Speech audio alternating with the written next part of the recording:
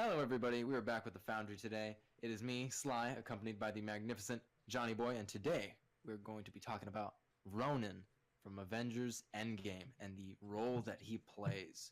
As you know, Ronin is Hawkeye. But before we get into this video, Johnny, word? I got a quick reminder for you guys that the Foundry has a Patreon, which you can find down below in the description of this video and all the other Foundry videos. But you guys can check that out. There's some rewards and new goals, and we're going to be updating that a little bit more frequently. So you can check that out, and feel free to donate and help us out, guys. We'd really appreciate it. But anyways, back to the video.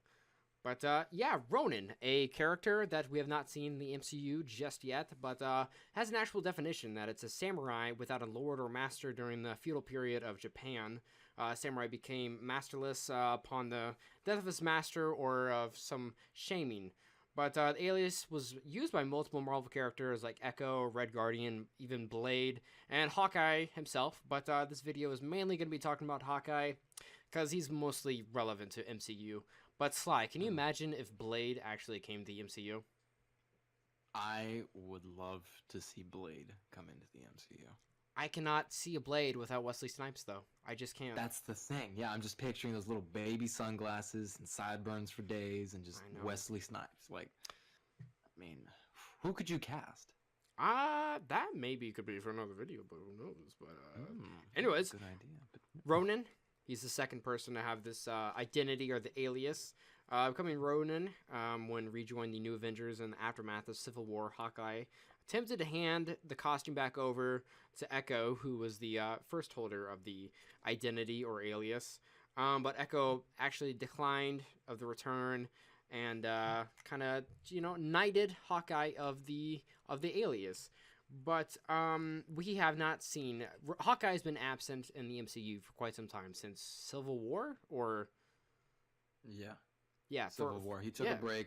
Allegedly, he took a plea deal from the Sokovia Accords after he was arrested, and Cap broke him out because he wanted to be with his family. Mm-hmm.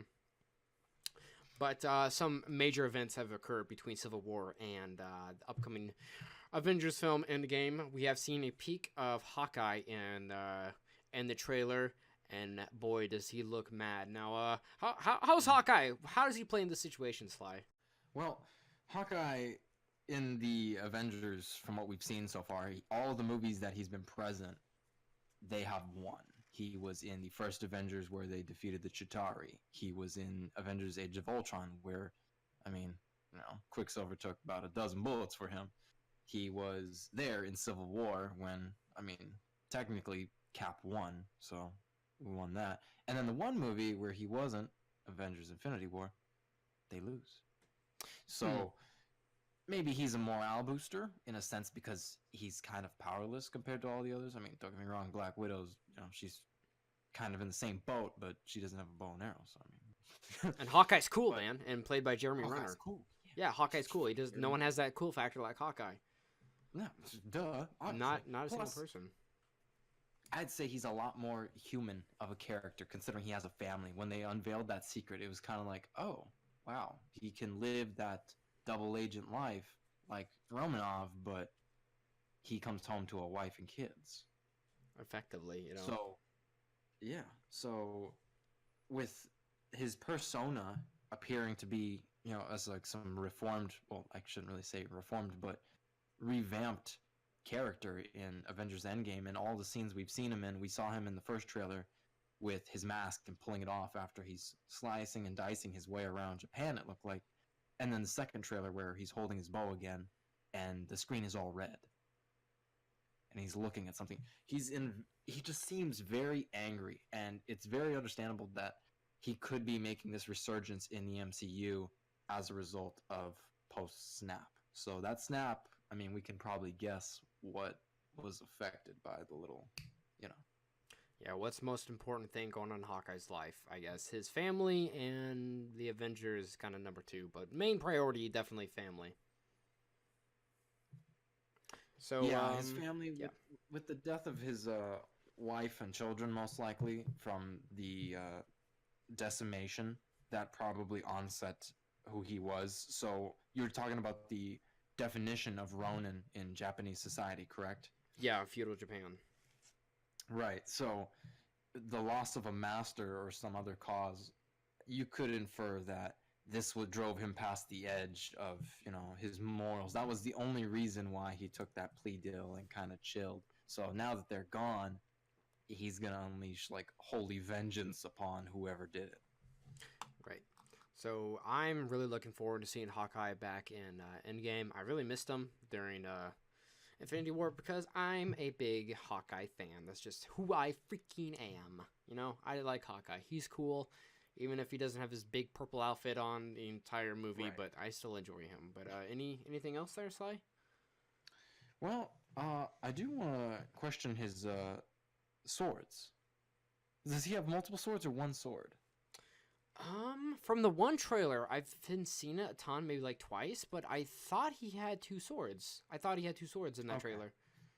It has come to my thought that with the overarching tone of how Infinity War left off, I mean, we saw Thor on Nidavellir.